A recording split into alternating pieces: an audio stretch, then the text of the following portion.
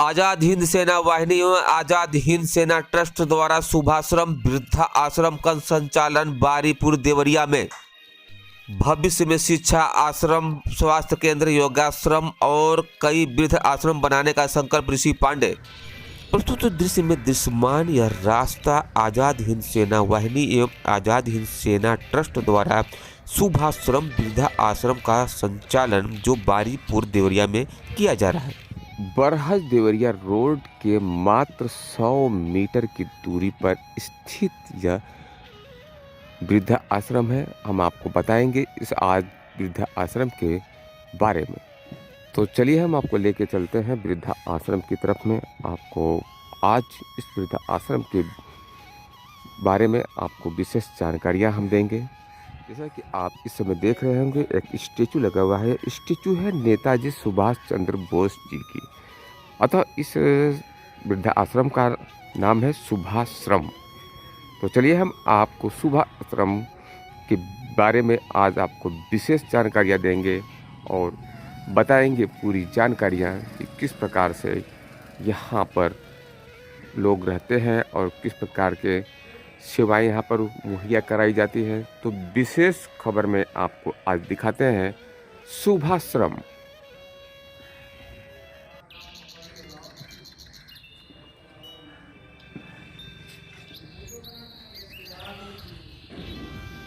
हालांकि यह अत्यंत नवनिर्मित वृद्धा आश्रम है, अतः कुछ लोगों को जानकारियां शायद न होंगी, लेकिन हम फिलहाल आपको बता देना चाहते हैं कि इसलिए यहाँ पर लोगों की संख्या कुछ कम हो सकती है, लेकिन यह वृद्धा आश्रम बहुत जल्द ही नवनिर्मित की गई है और सभी सुविधाओं से यहाँ पर सुसज्जित यह वृद्धा आश्रम का संचालन नेताजी सुभाष चंद्र बोस सेना की तरफ से किया जा रहा है। तो हम आपको इसकी विशेष जानकारियाँ आपको देने की कोशिश करें। शुभाश्रम वृद्धा आश्रम राष्ट्र नायक नेताजी सुभाष चंद्र बोस के नाम से इस वृद्धा आश्रम का नामकरण किया गया है।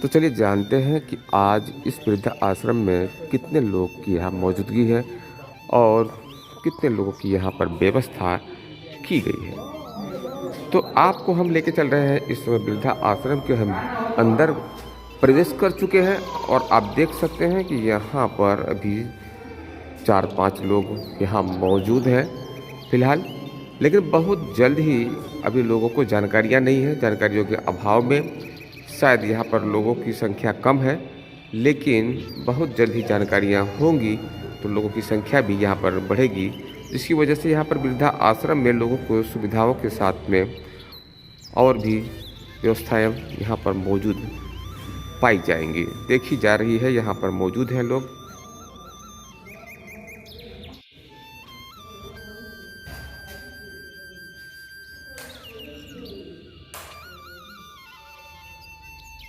क्या नाम है आपका? बब्बन तिवारी। जी, बब्बन तिवारी। कहाँ से आप आए हैं? गाजीपुर से। कल्लाद मिसिर भतीजा हैं हमारे जी। फुआ के सगे नाती हैं। अच्छा जी।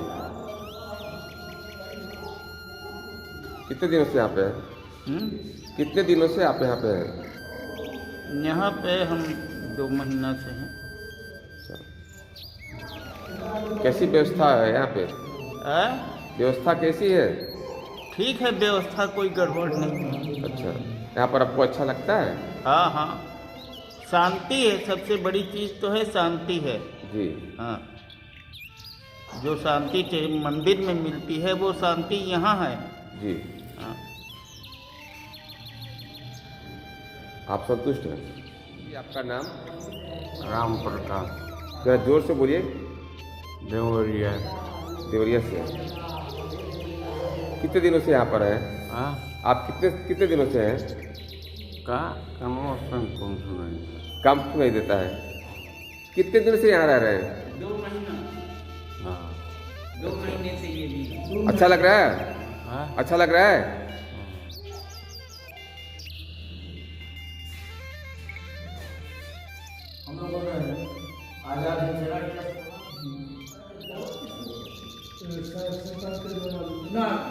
परिचय। मैं एडवोकेट ऋषि पांडे, संस्थापक आज़ाद हिंद सेना वाहिनी, सचिव आज़ाद हिंद सेना ट्रस्ट। वृद्धा आश्रम जो संचालित की जा रही है, इस समय क्या सुविधाएं आपकी तरफ से दी जा रही है और कितने लोग यहाँ पर वृद्धा आश्रम में मौजूद हैं? हाल फिलहाल आधा दर्जन लोग यहाँ मौजूद हैं और सुविधाएं हमारे द्वारा नहीं, हम तो जनता के सहयोग से चलने वाले लोग हैं। और हम लोगों ने एक परंपरा बनाई कि क्यों न एक कोशिश किया, तो इस प्रयत्नों में जनता का सहयोग मिल रहा है। खाना, कपड़ा, रहना, दवा, इलाज, हाँ, और भी जो भी समस्या हो, एक परिवार की तरह माहौल यहाँ पे देने की कोशिश हम लोग कर रहे हैं। हालांकि नवनिर्मित वृद्धाश्रम है, लोगों को क्या अपील करना चाहेंगे जिससे लोगों को जन जागृति मिले, क्या इसके बारे में बताना चाहेंगे? अब पहले तो मैं लोगों से यही अपील करना चाहूँगा कि माँ बाप और अपने बुजुर्गों का सम्मान करें, उनका ख्याल करें।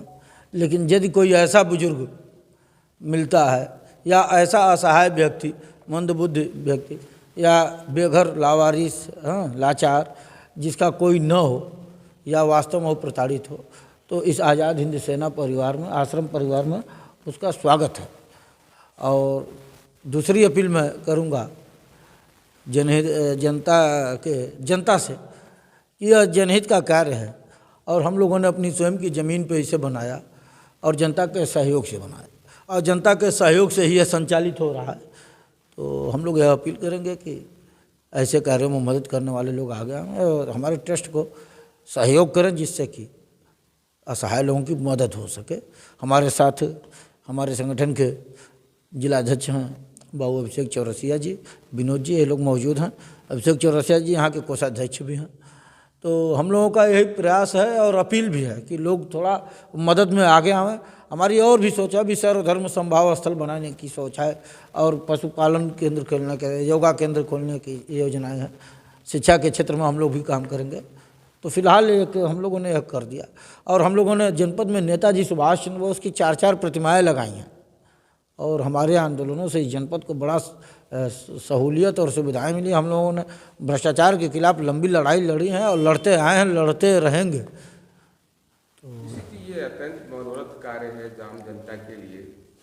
ये प्रेरणा आपको किससे प्राप्त हुआ, इसके बारे में कुछ बताएंगे? प्रेरणा हम लोग स्व प्रेरित हैं और नेताजी सुभाष चंद्र बोस राष्ट्र नायक की विचारधारा से प्रेरित हैं और उन्हें आदर्श मान के हम लोग यह काम करते हैं कि नेताजी ने जो देश के लिए किया, आज तो आज़ादी मिल गई, लेकिन आज भी हम लोग भ्रष्टाचार के दानों के पंजे में जकड़े हुए लोग हैं, जाति और धर्म की गुलामी में जकड़े हुए लोग हैं, तमाम क्षेत्रवाद, संप्रदायवाद और दुनिया भर के वाद विवाद की गुलामी की जंजीर में जकड़े हुए लोग हैं। तो ऐसे माहौल में नागरिकों की एक ऐसी सेना होनी चाहिए, नौजवानों का एक ऐसा संगठन होना चाहिए जो भ्रष्टाचार से लगाए बुनियादी समस्याओं के लिए लड़े। और यह तो एक सांस्कृतिक काम, यह लोग ये सांस्कारिक काम कर रहे हैं और यह सब इन्हीं नौजवानों की मदद से सब हो रहा है। आज इतनी बड़ी बिल्डिंग, यहाँ नेताजी की मूर्ति इसीलिए चित्र लगाया जाता है कि चित्र से लोगों के चरित्र पर असर पड़े। और यहाँ मनोरंजन के साधन भी हम लोग देने की प्रयास कर रहे हैं। कुछ पुस्तकें भी रखी हुई हैं ऑफिस में, सबको पुस्तक भी उपलब्ध कराया जाता है कि लोग पुस्तक पढ़ें। तो सारी चीज़ों का हम लोग ख्याल रखते हैं।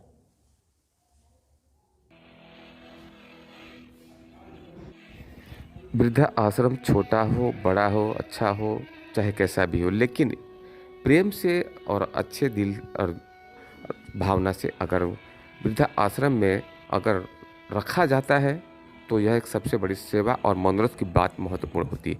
तो चलिए हम आपको लेके चलते हैं वृद्धा आश्रम के किचन की तरफ में, जहां पर आपको बता देना चाहते हैं कि यहाँ पर एक छोटा सा रसोई घर भी है जो यहाँ की व्यवस्था के मुताबिक यहाँ पर किचन की व्यवस्था की गई है, जो यहाँ पर यहाँ के लोगों का भोजन तैयार किया जाता है।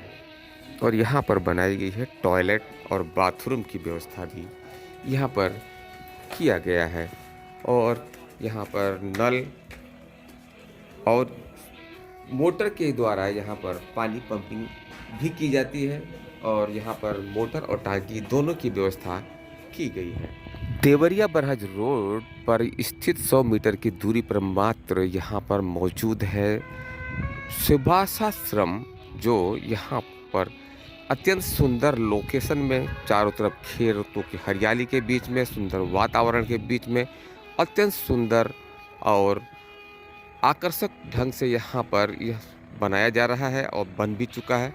और यहाँ पर वृद्धा आश्रम में सभी सुविधाओं के साथ में यहाँ पर प्रेम पूर्वक रखा गया है। यहाँ पर अभी लोग वृद्धा आश्रम में मौजूद हैं, उन्होंने भी बताया, अपने विचार बताए, विचार प्रकट किए।